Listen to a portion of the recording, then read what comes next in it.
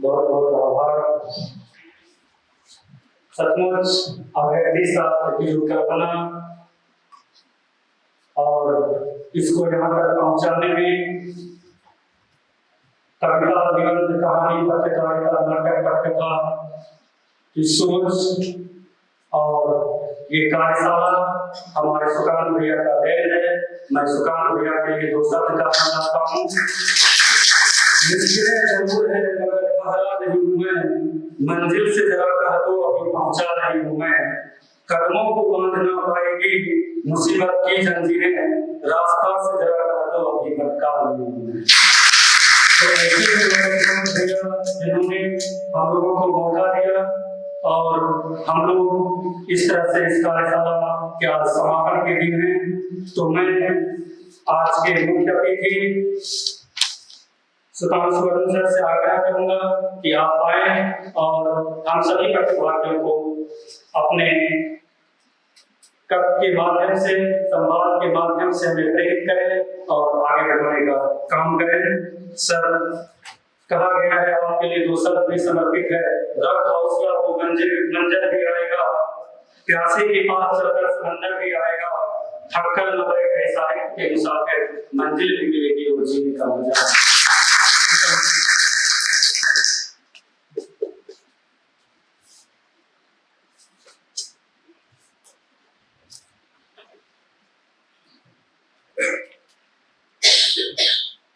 आदरणीय अध्यक्ष महोदय एवं उपस्थित विद्वान एवं विद्यार्थी, मुझे बहुत खुशी है कि इस अवसर पर मुझे मंच साझा करने का अवसर मिला। मैं नाटक की दुनिया से आया हूँ, इसलिए नाटक के विषय में कुछ बता सकता हूँ, कुछ जान सकता हूँ, कुछ समझ सकता हूँ, समझा सकता हूँ। नाटक एक ऐसी चीज है जो कि सीधे रूप से हम दर्शक से अपनी बातों को रख सकते हैं। नाटक क्या है? विस्तृत कहानी को ही खंड खंड भाग में दिखाना, ये एक नाटक है। नाटक की प्रस्तुति वही है। जिस तरह नाटक के लिए 4 तत्व का होना जरूरी है: कथा, पात्र, मंच और दर्शक। इस चारों में से कोई भी एक चीज नहीं उपलब्ध हो तो नाटक हो ही नहीं सकता है। उसके लिए हमें चारों चीज का होना आवश्यक होता है। नाटक जिसे कि हम लोग सब जान रहे हैं, नाटक देख भी रहे हैं, नाटक कर भी रहे हैं, अभी बहुत अच्छा सब शब्द संयोजित कर बताया गया। जैसे कि दुखांत नाटक कभी सफल नहीं होता है, इस विषय पर आया हूं। तो नाटक अपना 3 रूप होता है: शास्त्रीय नाट्य, आधुनिक भारतीय नाट्य एवं पाश्चात्य नाट्य। शास्त्रीय नाट्य क्या है? शास्त्रीय नाट्य में मुख्यतः होता है क्या कि अपने भाव से, पार्श्व में गूंज रहे संगीत से और संवाद से। संवाद मुख्यतः कैसा होता है? कविता के तौर पर या कुछ हल्का कहानी के तौर पर होता है, जिसकी अभिनय, अभिव्यक्ति पात्र को अपने भाव भंगिमा से करना पड़ता है। क्लासिकल नृत्य यानी कि आप उसको नृत्य नाटिका भी कर सकते हैं, भारतीय शास्त्रीय नाटक, तो उसमें मुख्यतः इसी रूप से चलता है। और दुखांत का विषय जो उठता है कि उसका अंत दुखांत होता है, यह हमारे नाटक में पाश्चात्य दृष्टिकोण में आता है। पाश्चात्य नाटक में सिर्फ संघर्ष को ही मुख्यतः प्रमुखता से दिया जाता है। उसका मुख्य प्रमुख होता है संघर्ष। निष्कर्ष पर बहुत कम लोग चल पाते हैं, इसलिए उसका हमेशा जो भी अंक होता है वो दुखांत ही होता है और वो अक्सर सफल नहीं हो पाता है। हम लोग जिस नाटक की श्रेणी को मुख्य प्रमुखता से काम करते हैं वो है आधुनिक भारतीय नाटक। इसमें कई प्रकार होते हैं, जैसे हास्य नाटक, भावुक नाटक, हास्य भावुक नाटक, एकल नाटक, माइम नाटक, इसका अनेक अनेक प्रकार होता है। तो उसमें जब काम करते हैं तो लोगों को बहुत सतर्कता पूर्वक काम करना पड़ता है। जैसे कि एकल अभिनय को करता है तो उसमें एक से अधिक लोगों का संवाद बोलना पड़ता है। अब एक से अधिक लोगों का संवाद बोलने के लिए वहां पर एक चुनौती भी लेखक के लिए होता है कि उस स्क्रिप्ट को हम कैसे लिखें। सामान्यतः तो स्क्रिप्ट लिखा जाता है, क्योंकि नाटक जो है वो सर्वसाधारण की वस्तु है। उसकी भाषा शैली सरल, स्पष्ट और सुबोध होता है, जिससे कि लोगों को समझने में दिक्कत नहीं हो, जिससे नाटक का प्रभाविकता और सामंजस्य बना रहता है। अगर हम क्लिष्ट शब्दों का प्रयोग करते हैं तो बौद्धिक क्षमता पर असर पड़ता है और होता है क्या कि रस के अभिरुचि से, अनुभूति से हमको बाहर निकल जाना पड़ता है। नतीजा क्या होगा कि उस नाटक के प्रति हमारा बहुत ज्यादा लगाव नहीं रह पाता है। हम देखते हैं, दर्शक दीर्घा में बैठे हुए हैं, देख लेते हैं, लेकिन उस नाटक का जो उद्देश्य होना चाहिए वो हमारे पास तक नहीं आ पाता। इसलिए लिखते समय भी सब चीजों का ध्यान रखना चाहिए कि हम क्या लिख रहे हैं, क्या करना चाहिए। अब जैसे हम एकल नाटक के बारे में बता रहे हैं, एकल नाटक में दो शब्दों का प्रयोग करना है, तो स्वाभाविक बात है कि आप दो स्वर में उसको बोल नहीं पाएंगे। क्या सारे लोगों में यह नहीं होता है क्या कि नर का भी स्वर निकाल ले और नारी का भी स्वर निकाल ले, तो उसको दोनों रूप से निकालना है उसको। तब दो तरह से शब्द को निकालने के लिए अपने आप को उसमें समायोजित करना पड़ेगा, अपने आप पर लेकर के बोलना पड़ेगा। जैसे एक प्रेमी अपने प्रेमिका से बात करता है और कुछ क्षण बीत चुका है, अब दोनों अंतिम क्षण पर आ चुका है, तो उस विषय पर थोड़ा सा हम बताएं। लड़की आती है, उम्र ढल चुकी है, तो आज तुम कहती हो कि देखो मैं विधवा नहीं हूं, मेरी मां सफेद है। आज तुम उस वक्त आई हो जब मैं अपना पांव कब्र में लटकाया बैठा था। उस ताके पर देखो, तुम्हारे इंतजार में सिंदूर की डबिया पड़ी हुई है जो धूल भाग रही है। याद है ना तुम्हें,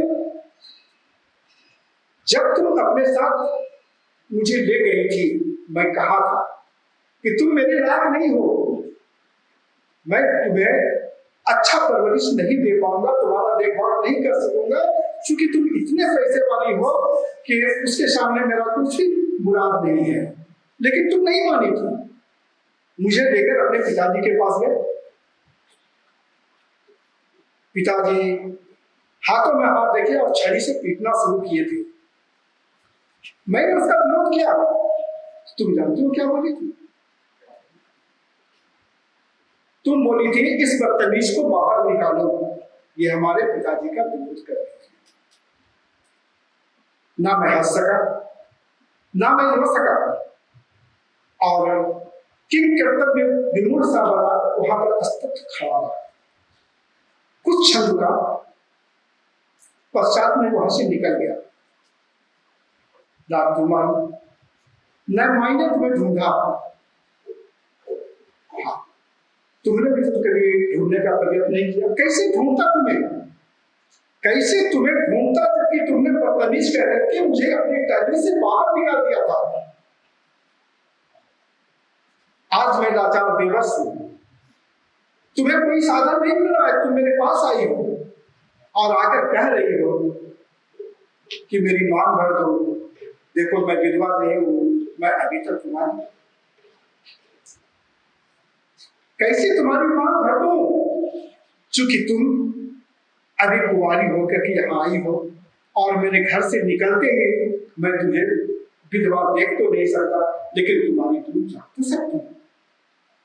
तो ये एकल नाटक का जो है संवाद होता है कि उसकी भी बात को अपनी ओर से कहना। अगर हम अपनी ओर से नहीं कहेंगे तो फिर एकल नाटक का कोई मतलब नहीं रह जाता है। अगर हम ही कहें कि हम ही सब कुछ हैं, हम ही, कितना देर तक आप झेल पाएंगे? नहीं झेल पाएंगे। इसलिए उसको दूसरे का रूप देना पड़ता है। कभी कभी ऐसा होता है कि कोई ऐसा दृश्य आ गया जिस दृश्य पर के 3-4 लोगों को दिखाना है, अब 1 लोगों को बोलना है, तो उस समय संकेत चलता है। संकेत से उसकी अभिव्यक्ति को स्पष्ट करना पड़ता है। अगर ऐसा नहीं करेंगे कोई मालूम नहीं। उसी में कहता है माइम। माइम नाटक क्या?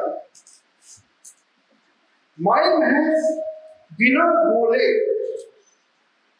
अपने बॉडी लैंग्वेज से कहानी को बताना। जैसे कि सपोज कीजिए कि हमको कुछ प्यास लगी हुई है, भूख लगी हुई है, हम लाचार हैं, सपोज कीजिए हम गूंगा ही हैं, बस वही गूंगा नाटक ही जो है वो माइम का। अब उसको करने के लिए जो है स्वाभाविक बात है कि कलाकार को मेहनत करना पड़ेगा, और अगर वो मेहनत नहीं करेगा तो सफलतापूर्वक प्रस्तुति नहीं दे पाएगा। अब ऐतिहासिक नाटक की बात चलती है तो स्वाभाविक बात है शब्द का संरचना आपको करना पड़ेगा। तो नाटक लिखने के लिए भी कुछ आवश्यक तत्व होता है जिसको भी ध्यान में रखना पड़ता है, जैसे कथा वस्तु, शीर्षक, पात्र, परिवेश, समय, स्थान, और अंत में आता है उद्देश्य। अगर आप शीर्षक के साथ उद्देश्य को नहीं मिलाते हैं तो आपका लेखन कोई महत्व नहीं रखता। अब बहुत ऐसा चीज होता है कि हमको शीर्षक स्पष्ट करना है, हम बोल के ही शीर्षक स्पष्ट करेंगे, जबकि ऐसा कोई आवश्यक नहीं होता। हम अपने भाव से शीर्षक को स्पष्ट कर सकते हैं। कभी कभी आप देखिएगा कि कोई भी क्षेत्रीय नाटक वगैरह देख रहे हैं, तो क्षेत्रीय नाटक क्या है? एक शब्द का किसी एक भाषा का उपयोग करते हैं, चाहे बांग्ला कर रहे तो समूचा से बांग्ला आता है, हिंदी कर रहे तो हिंदी आता है, अंग्रेजी कर रहे तो अंग्रेजी आता है, लोगों को समझने के लिए सबटाइटल का उपयोग किया जाता है, खास करके ये पटकथा में होता है। लेकिन अगर हम नाटक में उसका उपयोग करते हैं तो अगर 2 पात्र एक तरह का होता है, जैसे किसी अंग्रेज को उनको बताना है, तो अगर 2 अंग्रेज का अभिनय चल रहा है वहां पर, तो वो दोनों अंग्रेजी में बात कर सकता है, लेकिन लोगों को समझाने के लिए उसका नेपथ्य से कुछ न कुछ संवाद को देना पड़ता है ताकि लोग अच्छे तरह से उसको समझ जाए। लेकिन यदि हम हिंदी बोल रहे हैं और वो इंग्लिश में बोल रहा है, तो हम जो शो करना चाहें, जो स्पष्ट करना चाहें, वो नहीं हो पाता। नतीजा क्या होता है? उसके अंग्रेजी के शब्द को टूटी फाटू भाषा में हिंदी में ही बोला जाता है। जैसे अंग्रेज होता ना, हम तुमको कहता है, लोग समझ जाएगा इसको, लेकिन वही शब्द को इंग्लिश में बोलेगा तो कोई जरूरी नहीं है कि दर्शक दीर्घा में बैठे हुए सारे लोग शिक्षित ही हैं। दर्शक दीर्घा में किसी भी तरह के लोग बैठे, उसको तो आपको समझना है, कुछ देख के समझता है, और ऐसा नहीं है दर्शक दीर्घा में बैठने वाले लोग मीठा मूर्ख ही होते हैं, ऐसा बात नहीं है। भाव भंगिमा से भी वो समझते हैं। तो उस सब चीज को लिखते समय ध्यान देना पड़ता है। अगर हम ध्यान उसको नहीं देंगे तो हम काम नहीं कर पाएंगे। तो नाटक लिखने के लिए भी कुछ चीज को आवश्यक तौर पर अपने जेहन में बैठाना पड़ता है। अगर इस सब वस्तु को अगर आप उससे हटा करके नाटक लिखना चाहेंगे तो संभवतः नाटक सफल नहीं होगा, उसकी प्रस्तुति भी नहीं हो सकती है। आपको लगेगा कि हमने लिख दिया, जैसे आजकल होता है ना, जनरली भी होता है क्या लगा हुआ है, नाटक ही तो लिखना, लिख देंगे हमको शब्दकोश पर अपना बैलेंस बना हुआ है, हम लिख देंगे, लेकिन जो चीज चाहिए वो हो नहीं पाता। अभिनय करने के लिए अभिनय की क्षमता होनी चाहिए। तो क्षमता कहाँ से लगेगा? आपके शब्द से, दूसरे के बताने से। अगर आप चाहेंगे कि हम सब गुण संपन्न है तो वो कभी संभव नहीं है। आप उसको जो है स्पष्ट रूप से नहीं दिखा पाएंगे। उसको दिखाने के लिए आपको उसमें ढलना पात्र जब अभिनय करने के लिए आता है तो जिस पात्र में उसको अभिनय के लिए मिलता है कि आपको इस पात्र का भूमिका अदा करना है तो उसको घुसना पड़ता है। अगर आप उस पात्र में नहीं घुसेंगे तो आप सफलतापूर्वक उसका संचालन वह प्रस्तुति नहीं दे पाएंगे। उसी तरह लेखक के लिए भी है कि जब आप पात्र का चरित्र चित्रण करते हैं तो आपको उसमें डूबना पड़ेगा। अब हम लिखने का है क्या कि हम कुछ ऐसा चीज नाटक के लिए लिख दें जो नाटक के लिए संभव नहीं हो पाता है। नाटक का दृश्य बड़ा होता है, संवाद बड़ा होता है। चूंकि होता क्या है कि उसको जितना घटना है उस घटने को 2 या 3 घंटा जो भी समय सीमित रहता है, समय रेखा रहता है उसका, उतना ही दूर में उसको समाप्त करना है। तो नतीजा क्या होगा? दृश्य बड़ा होगा। दृश्य बड़ा होता है तो उसमें भी लेखक के लिए एक चुनौती होता है उसको किस तरह हम समेट कर बांध कर कस कर रख सके। नहीं तो क्या होगा? दृश्य उबाऊ होगा, लोग आपके नाटक से अभिरुचि नहीं लेंगे, उबन पैदा हो जाएगा। इसलिए उसको किस तरह से हम बांध के रख सकते हैं, यह लेखक के लिए भी एक चुनौती होता है ताकि निर्देशक उस पर अच्छा ढंग से काम कर सके, पात्र जी सके। अगर हम दोनों व्यक्ति कुछ गप कर रहे हैं, समानता गप करते रहते हैं, गप में क्या होता है कि अगर हम भावुकता का गप कर रहे हैं तो स्वाभाविक बात है कि पात्र भावुक है, लेकिन इतना भी भावुक नहीं होना चाहिए जो कि उसका विषय ही हट जाए। भावुक होइए, जितना उसका चाहत है उतना दूर तक हम भावुक होंगे। अब सबसे ज्यादा दिक्कत क्या होता है? भावुकता के साथ हास्य को जोड़ना सबसे बड़ा चुनौती नाटककार के लिए वही जगह होता है कि वो भावुक है लेकिन उसका शब्द की संरचना हमको इस प्रकार से करना पड़ता है कि हम दुख में हैं लेकिन दूसरे को हंसा भी सके। ये सब कुछ विषय होता है नाटक के लिए जो कि सामान्यतः जो है लेखक के लिए एक चुनौती होता है। लिख लेना, कर लेना अलग विषय है, कहीं भी अभिनय कर लेना अलग विषय है, लेकिन इस सब विषय पर चलने के लिए जो है एक चुनौतीपूर्ण रूप से आपको भूमिका को चुनना पड़ेगा कि हम इसको कर पाएंगे या नहीं कर पाएंगे। इसलिए कहा जाता है कि नाटक में या फिल्म में भी देखे होंगे आप कि जब चयन प्रक्रिया चलता है तो जब तक वो ऑडिशन नहीं लेगा तब तक वो उसको पात्र के रूप में मानेगा नहीं। लेकिन नाटक में जनरली क्या होता है कि हमको ग्रामीण क्षेत्र में नाटक करना है, अरे गाँव वाला है, आपको थल क्या मिल गया, उसको गाँव वाला है, किसी तरह करके निकल जाएंगे। होता भी ऐसा, एक दौर था, उस दौर में था कि नाटक कहीं भी करना है, नाटक खेल लिए, खंबा घुट्टी गाड़े तैयार कर लिए, रिहर्सल हुआ, ये नहीं हुआ, संकेतक प्रमोट करने वाले जो है प्रमोट किए, अपना नाटक को खींच लिए। उस समय भी नाटक के समय में एक यात्रा होता था जो कि एक चुनौतीपूर्ण कार्य था। यात्रा में क्या होता था? कोई मंच नहीं बनता था, एक इसी तरह का बना हुआ मंच रहता था। पहले तो चौकी वगैरह लोग लगा के बनाते थे, पात्र नीचे बैठते थे, संगीत देने वाले भी नीचे बैठते थे, पात्र को अभिनय करना पड़ता था मंच पर और चारों दिशा में घूम के करना पड़ता था क्योंकि चारों साइड से दर्शक रहता था। अब आप सोच सकते हैं कि वहां आपको कोई संकेत दे सकता है, कोई प्रोंट आपको दे सकता है, क्या होता? उसको पात्र में घुल करके जीना पड़ता था। अगर वो नहीं करेगा, अगर गलत भी हो रहा है तो उस समय उसको वो कोमा फुल स्टॉप नहीं लेगा। होता क्या कि कभी कभी होता है ना कि करते करते हम भूल गए, तो समानता होता है कि अगर हम भूल गए, अगर पात्र नया है या कुछ दिन से काम कर रहा है तो बोलते बोलते अगर भूल गया करेगा तो नहीं, ये सब गलत प्रक्रिया। इसलिए अगर हमसे गलती हो भी जाती है और आप में क्षमता है, आप मानिए कि हम क्षमतावान हैं, हम जब काम कर रहे हैं तो हमारे में क्षमता है, हम उस शब्द को किसी भी शब्द से जोड़कर पूरा करेंगे। अगर हम ऐसा नहीं करते हैं तो उस नाटक का भाव वहां पर समाप्त हो जाता है। पटकथा से बहुत भिन्न है नाटक, क्योंकि ये डायरेक्ट चुनौती है दर्शक के बीच का। पटकथा में फिल्मांकन करता है, अगर गलती हो गई तो उसको रोक लेता है, कट करके फिर दूसरा सीन ले लेता है। लेकिन इसमें क्या होगा? इसमें अगर जूता चप्पल टमाटर भी खाना है तो वो आपको खाना पड़ेगा, दूसरा कोई नहीं खाना।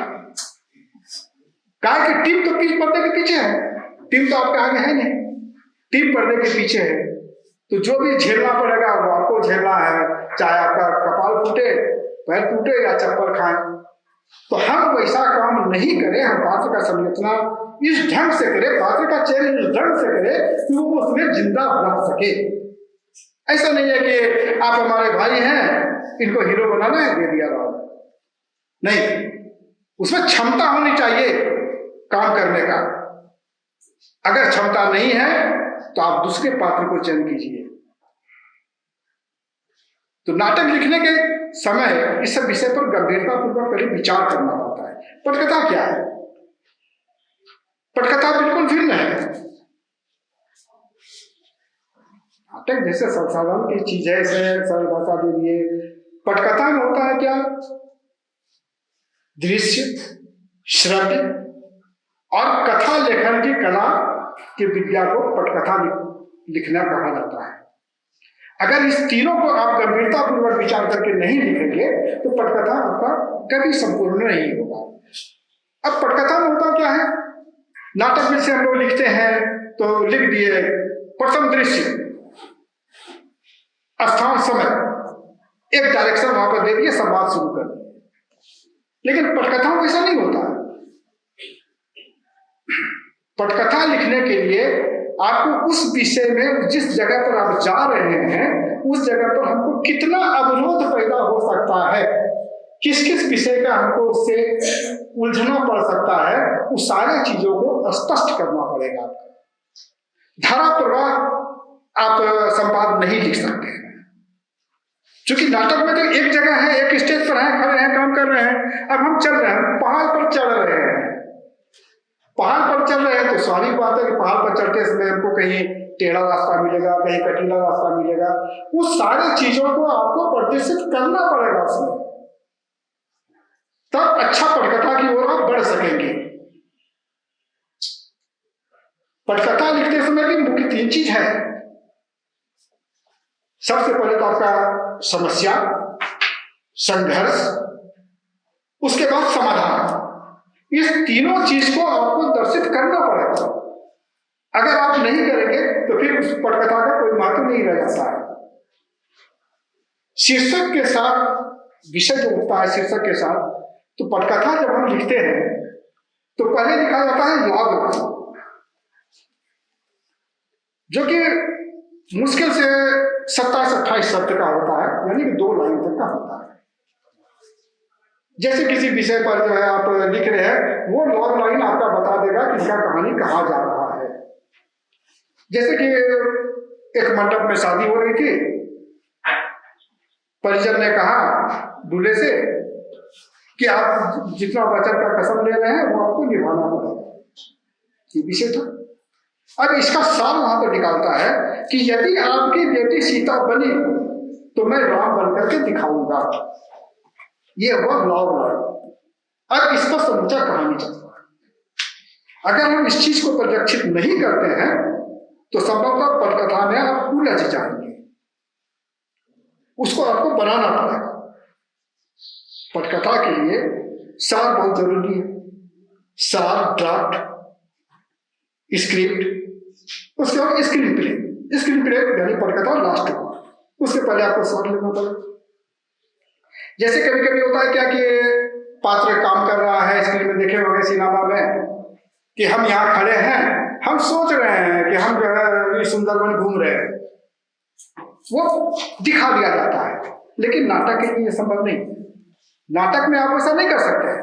नाटक में जो भी करना होगा आपको अस्थिरता से करना पड़ेगा, लेकिन स्क्रीन प्ले में आप कहीं पर भी जो है उसको दिखा सकते हैं। अब जैसे एक छोटा सा हम बताते हैं कि एक जगह कुछ बात चल रही थी, बात चलते इसमें हुआ क्या कि इस कहानी पर एक पटकथा तैयार करना है। बहुत सारे लोग बैठे हुए थे, आपस में बातचीत चल रही थी, और जहां 2-4-10 लेखकों का विषय रहता है तो वहां थोड़ा जोड़ तोड़ ज्यादा चलता है, उछलकूद ज्यादा चलता है।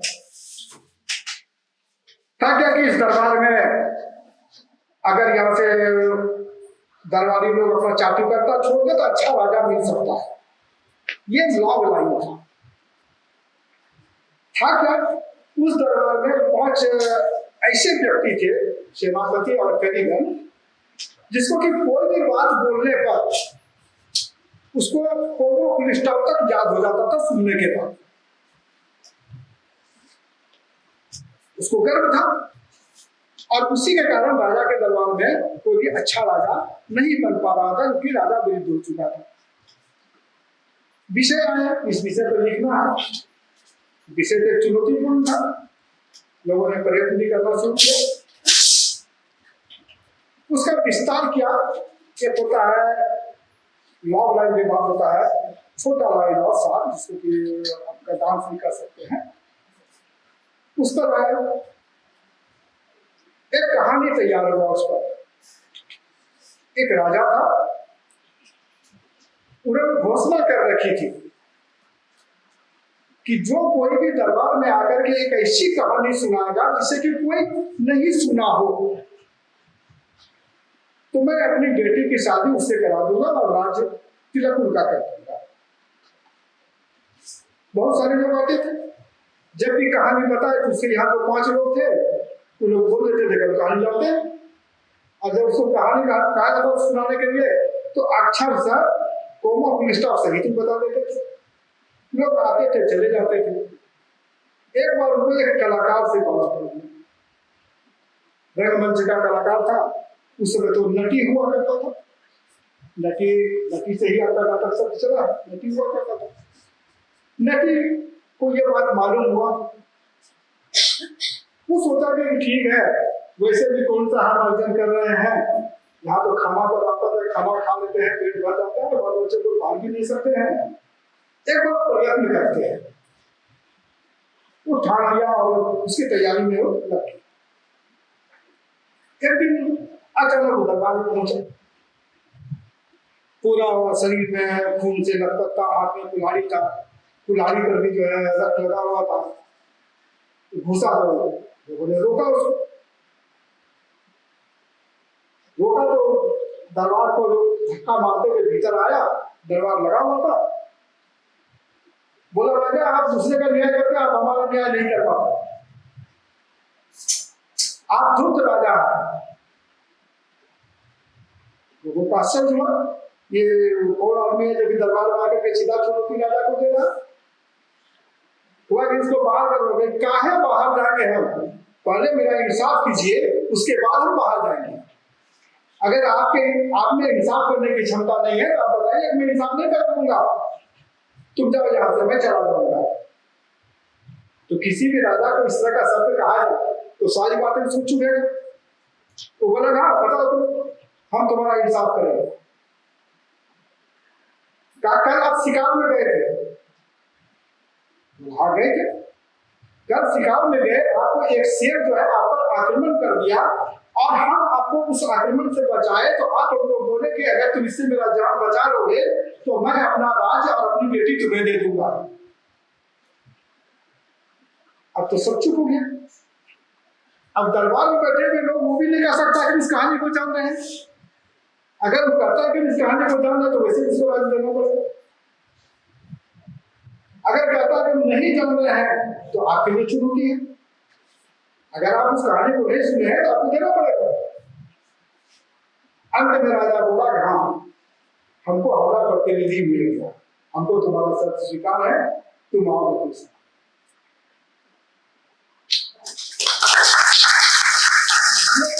कुछ ऐसा विषय होता है जो कि चुनौती होता है, अगर आप उसको स्वीकार करेंगे तो। अगर आप में क्षमता है काम करने का या जिस भी चीज में हो, मतलब ऐसा नहीं कि उसी विषय पर नाटक में ही अपना अभिरुचि हो, लेकर जिस पर भी आपकी अभिरुचि हो, जिस पर भी अभिरुचि हो, उस काम को पूरा गंभीरता पूर्वक अपना चित्त मन से करना चाहिए। अगर नहीं करते हैं तो आप दूसरे को नहीं, अपने आप को धोखा देते हैं। अपने आप में जीने के लिए आपको कुछ करना है। अब होता है काम हम करते हैं, नाटक चलते रहता है, स्क्रीन प्ले चलते रहता है, कभी कभी हम लोग के साथ भी चुनौती आता है, 2 काम एक साथ आ जाता है। किसी को नाटक का समय दिए हुए हैं और कहीं शूटिंग में भी जाना है, उतने बड़े आर्टिस्ट नहीं है जो उसको कहेंगे कि डेट बढ़ा दीजिए तो डेट बढ़ा देगा। तो दोनों को एडजस्ट करके चलना पड़ता है। वो कौन करेगा? वो आपको स्वयं करना पड़ेगा, आपको स्वयं अपना समय निकालना पड़ेगा। किस तरह से हम उसको एडजस्ट कर सकते हैं, ये हमारी चीज है। ये पटकथा लिखते समय उस विषय को जरूर गंभीरता पूर्वक ध्यान देना चाहिए कि कैसे हम काम कर रहे हैं। अब होता है क्या कि जैसे जब क्षेत्रीय विषय की बात कर रहे थे, क्षेत्रीय विषय पर काम होता है तो अगर बंगला है तो समूचा संवाद बंगला में चलता है, अंगिका है तो अंगिका में समूचा संवाद अंगिका में चलता है। लेकिन अगर उसमें किसी दूसरे भाषा का परिवेश आप कर दीजिएगा तो वहीं पर आपको जाकर के मात खाना पड़ेगा, अगर उसका सही संयोजन आप नहीं करते हैं तो। जैसे कहीं पर बैठे हुए हैं और कहीं से फोन आ गया, हम अंगिका वासी हैं, फोन आ गया और सारे लोग बैठे हुए और हम फोन करना शुरू करें कि नहीं आप जो बोल रहे हैं ठीक है, आप जो बोल रहे हैं ऐसा नहीं होना चाहिए, वैसा नहीं होना चाहिए, इसको हम दूसरे ढंग से ले सकते हैं। दृश्य है, दृश्य पर उसको गंभीरता से लेना चाहिए। अगर इस तरह का विषय अगर आ जाता है मेरे पास या इस तरह का संकेत उसमें या स्क्रिप्ट में है लिखा हुआ, तो उस समय हमको क्या करना चाहिए, किसी एक पात्र का सहयोग लेना चाहिए। जैसे वो पात्र जो भी है वहां पर, जैसे कि हम किसी ऑफिस में बैठे हुए हैं तो स्वाभाविक बात है कि वहाँ एक टीम होगा या हमारे एक सहायक होंगे, तो उनसे बातें करने को चिका सकते हैं, उसको बता सकते हैं, बता नहीं आता अभी जगह में आए है और तुरंत किसी की काहे नहीं आ सकते हैं, देखिए समावेश हो गया, इस पर किसी भी तरह की पकड़ नहीं होगी। लेकिन अगर उसी जगह आप दूसरे ढंग से बोलते हैं तो एक भद्दापन प्रस्तुत है। नाटक जनरली आप लोगों से कोई नाटक कंपटीशन में कभी गए हैं क्या? अखिल भारतीय नाटक कंपटीशन जब होता है तो उसमें मतलब आजकल तो लोकल लोग भी नाटक करा लेते हैं और अखिल भारतीय नाम देते हैं, वैसा नहीं, अखिल भारतीय कंपटीशन जो होता है जनरली बड़ा बड़ा आयोजक उसको करता है। उसमें होता है क्या कि आप जब जाएंगे फॉर्म भरेंगे तो सबसे पहले आपका कहानी पढ़ेगा, पात्र को तो बाद में देखें, कहानी पढ़ेगा तो उसको भी कहानी दो तरह से देना पड़ता है, एक पूरा स्क्रिप्ट, दूसरा सार। क्या पूरा स्क्रिप्ट पढ़ने का तो उसको समय है नहीं, वो सार पढ़ के डिस्कशन करके उसके बाद आपका समय तय करता है कि आपको कहाँ काम करना है, किस समय आपको काम करना है। अब इसी तरह की घटना एक मेरे साथ हुई, एक नाटक थी कड़वा सच, 1989 की दंगा हुई थी, दंगा पर आधारित था। उस नाटक को हम एक कंपटीशन में लेके गए थे, तो दुर्भाग्य था कि कुछ लोग इधर के जज में गए हुए थे पटना से, वो बोला कि जो नहीं इस नाटक से तो दंगा फैल सकता है, तो इस नाटक को हटा दिया जाए। लेकिन कमेटी में अकेले आप तो नहीं, कमेटी में और लोग होते हैं, उन लोगों का हुआ कि नहीं सो ये नाटक रहेगा। बाद में से पता चला हमको उस नाटक को इसलिए वो हटाना चाह रहा था कि कादर खान का भाई मुनीर खान, जो कि शिरडी वाला साई पिक्चर चलता था सीरियल, उसमें जो साई का रोल कर रहा था मुनीर खान, वो कादर खान की टीम सोच लेके आया हुआ था। सोच उनकी एक स्क्रिप्ट और बहुत अच्छी स्क्रिप्ट लेके आया हुआ था, आसपास कलकत्ता से आया हुआ था, राजस्थान से करीब करीब स्टेट से टीम आया हुआ था, बिहार से अकेला टीम, बिहार झारखंड का अकेला टीम हम। तो स्वाभाविक बात है कि बिहारी को अभी से कुछ दिन पहले अगर आप जाइए तो कितना रिस्पेक्ट मिलता था, अंदाज लगा लीजिए लोगों का दृष्टि क्या रहता था बिहारी के प्रति। टीम पहले जा चुकी थी, हमको समय कम था, हम बाद में पहुंचे वहां तो सारा कहानी पता चला, तो देखेगा कि हमारे टीम के लोग बहुत मायूस होकर के एक रूम में बंद है। हम पहुंचे तो मुझे क्या हुआ, तो यहाँ बम्बई की टीम आई हुई है, बाकी देखिए किसी जगह से इसको माथे में दर्द नहीं हो रहा है, जबकि राजस्थान की भी टीम है, मद्रास की टीम है, हर जगह की टीम है, आसाम की टीम है, लेकिन किसी से उसको माथे में दर्द नहीं हो रहा है। दर्द हो रहा है क्या, बम्बई की टीम आई, तो बम्बई की टीम आई तो उससे तुमको क्या लेना देना है, वो अपना परिस्थिति करेगा, आपको अपना परिस्थिति करना है। लेकिन चिंता हमको भी हुआ, क्योंकि जिस ताम झाम में रह रहा था तो उसका असर कलाकार पर पड़ता है। क्या कलाकार तो अपने को समझ रहा है कि इस लोग के सामने जो है हम लोग हीन है, बम्बई के लोग हैं, अच्छा काम करते होंगे, चिंता में तो हम भी थोड़ा आए, लेकिन हम लोग ऐसा करो कि तुम लोग अपना अभ्यास जारी रखो और बाहर मत निकलो। नहीं बाहर निकलो तो किसी को देखो, बाहर निकलना बंद कर दो। संजोग ऐसा हुआ कि उस जगह पर हमारे आकाशवाणी के थे अरुण पासवान जी की प्रतिनियुक्ति की वहाँ, और संजोग से जहां हमको ठहराया गया था वहां उनको भी ठहराया गया था। हम दोनों एक ही रूम में थे। तो पासवान जी से डिस्कशन किए कि पासवान जी क्या किया जाए। तो बोला कि आपको अपने आर्टिस्ट का भरोसा है, आपके आर्टिस्ट को हम जान रहे हैं, आप अपना काम कीजिए। थोड़ा मनोबल बढ़ा, स्वाभाविक बात था। अब दूसरे दिन जब कार्यक्रम की बारी आई तो बम्बई टीम बोली कि हम पहले कार्यक्रम में करेंगे। सब चाहता कि दूसरे को देखे उसके बाद कार्यक्रम करें। कलकत्ता बोला हम नहीं करेंगे, आसाम बोला नहीं करेंगे, गुजरात बोला नहीं करेंगे, उड़ीसा बोला नहीं करेंगे, तुम्हारे बिहार वाले को दे दो। लास्ट तो यही था, बिहार वाले को दे दो। आया मेरे पास कि आपको प्रथम प्रस्तुति करना है। उसमें सवेरे का 9 बज रहा था। हमने ठीक है प्रस्तुति करें, जब हमको करना है और प्रस्तुति देना ही है तो देंगे प्रस्तुति। तैयार हो गए। तो वहां होता है कि ऑल इंडिया कंपटीशन में 1 घंटा मंच आपको किसी भी समय आप दिन में ले सकते हैं, उसको प्रैक्टिस करने। हमारा जब जाना था मंच के लिए, हम बोला कि अभी बॉम्बे की टीम जो है प्रैक्टिस कर रहा है, इसके बाद आप कीजिए। हम भाई साधारण पजामा कुर्ता पहने हुए थे, हम हॉल में गए, जाके बैठ गए। तो बहुत ज्यादा हमको इस इंडिया ने बहुत लाइटली लिया।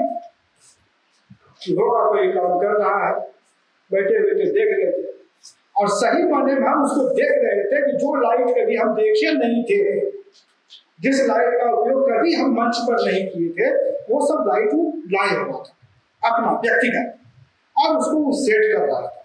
हम गौर से उसके सारे सेटिंग को देखे, उसका कीवर्ड को भी जो है, बटन को भी हम ध्यान से अपना देख लिए, हम अपना मार्किंग कर वो प्ले शुरू हुआ।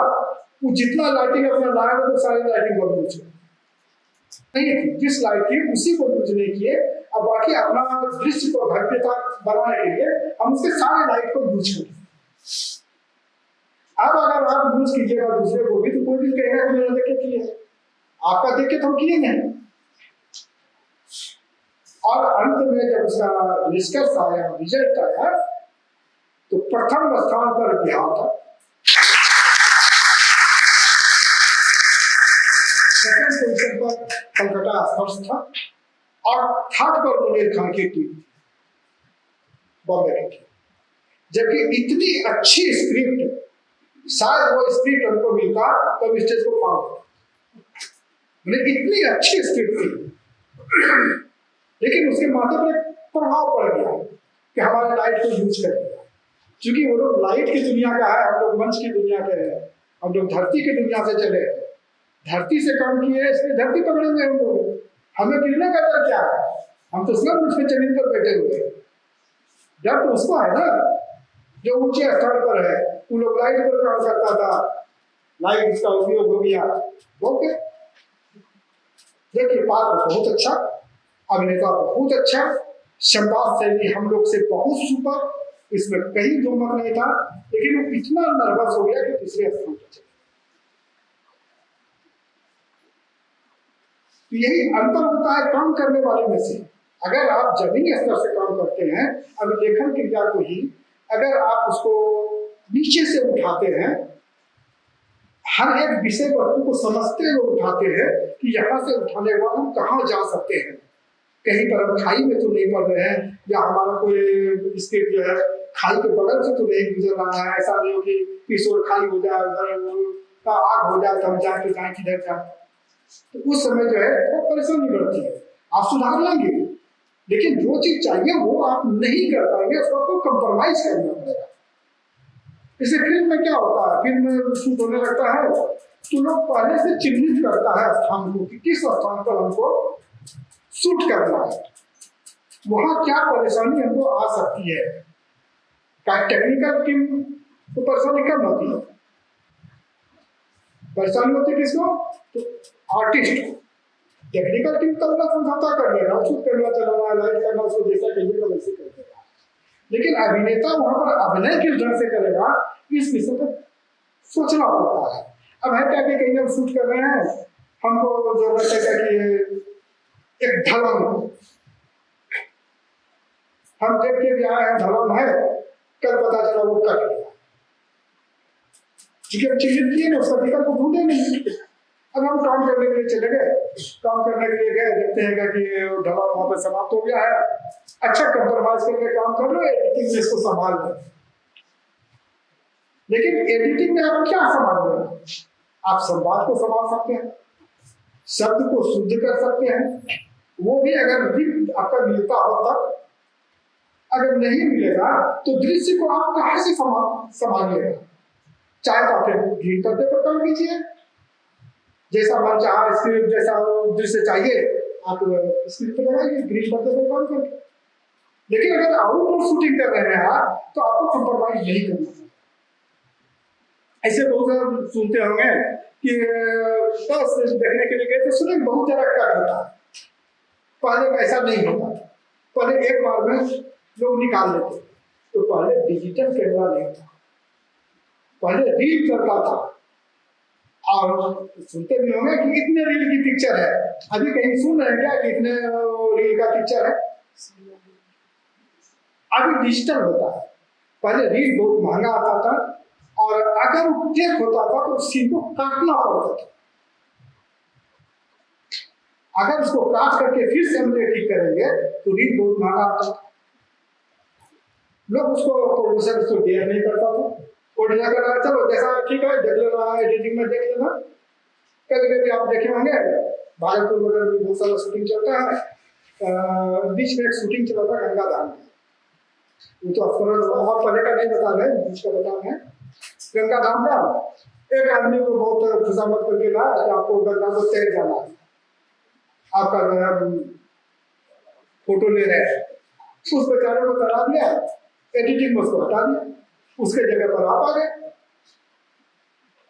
अब हुआ क्या कि दूसरे बार शूटिंग करने के लिए लोग आया तो माँ बोला हड़ताल कर दिया, लोग नहीं करेंगे, आप लोग हम लोग को गुलबत बोलेंगे। हुआ क्या? अगर उसको हम स्पष्ट बता दिए रहते कि सीन कर दो भाई, तो बोला पीछे का आर्टिस्ट हो तो दिक्कत नहीं होती, तो परेशानी होती है। अभी क्या होता है, अभी जो शूट होता है उसको हम 10 बार कट कर लेंगे, हमको कोई परेशानी नहीं है।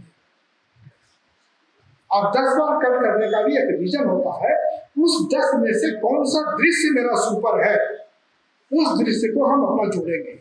अगर वो दृश्य अच्छा नहीं है मेरा तो उसको हम हटा देंगे। भले उसमें दर्शकों को देखने में अच्छा नहीं लगे, उसको लगेगा कि जलता कुछ नहीं है, इतना देर से कट कट कट कट हो रहा है, तो उसके पीछे भी प्रोड्यूसर का, डायरेक्टर का कुछ महत्व होता है। आप अक्सर देखेंगे कि जो लेखक होता है उसको निर्देशक अपने साथ फिल्म शूटिंग पर नहीं लेते। अब लगेगा कैसा क्यों है, उसका तो लिखा हुआ है, उसको तो रहना ही चाहिए, लेकिन उसको नहीं ले जाएगा। कारण होता है क्या, लेखक जब उसका पात्र का चित्रण करता है तो उसको अंतरात्मा से जीता है। अब लिखता है तो अगर उसको रोने का दृश्य है तो उस हिसाब से आकर के वो लिखता है। और आप जब शूट करेंगे वहां परेशानी होगी तो आप कंप्रोमाइज करेंगे, लेखक आपका विरोध करेगा, दोनों में डिस्प्यूट होगा, क्या होगा, उसको भी कंप्रोमाइज करना पड़ेगा। और लेखक जल्दी लेखनी से कंप्रोमाइज करना नहीं चाहता। अगर आप उसको कहेंगे तो दूसरा विकल्प को निकाल देगा, लेकिन उस जगह पर कंप्रोमाइज नहीं करेगा। इसलिए फिल्म में जो है लेखक को अक्सर निर्देशक जो है साथ नहीं रहता। पटकथा वाले को साथ रखता है। पटकथा क्या है? पटकथा तो कच्चा चिट्ठा है, पटकथा मूलतः कच्चा चिट्ठा है, क्योंकि वो किसी के उपन्यास पर, किसी के कहानी पर बना हुआ है, उस कहानी से लिखा गया। हाँ, कभी कभी कच्चा चिट्ठा भी मूल होता है। जैसे कि किसी विषय पर आप किसी अच्छे राइटर को बता दें तो इस पर एक पटकथा चाहिए, पटकथा लिख दिया, तो पटकथा जनरली जो प्रिंट नहीं कराते हैं, प्रिंट कराते हैं उसको कहानी उपन्यास में, तो उससे मूल बनता है। लेकिन अगर हम चाहेंगे कि नहीं, इसको हम उपन्यास से लिए हैं और हमारा ये पटकथा को मूल मानेगा, तो वो नहीं मानेगा। तो तलाश करेगा किसका? मूल। जैसे कि अभी एक अपने क्षेत्र का ही लीजिए, तीसरी कसम फिल्म बहुत लोगों ने जाना होगा, बहुत लोग देखे होंगे। तो किस उपन्यास का था? तीसरी कसम नाम के शीर्षक का उपन्यास नहीं था। उस उपन्यास का नाम था मारे गए गुलफाम। अभी जब मूल लोग खोजता है, क्या खोजता है? तीसरी कसम का उपन्यास थोड़ा खोजता है, खोजता है मारे गए गुलफाम। उसी तरह बहुत सारा चीज होता है। काम करते समय, पटकथा लिखते समय शीर्षक और संवाद और उद्देश्य तीनों में बहुत गंभीरता पूर्वक विचार करना पड़ता है। जैसे कि एक पिक्चर देखे होंगे आप लोग, अंधेरी रात में दिया तेरे हाथों, ज्यादा पढ़ने की पिक्चर।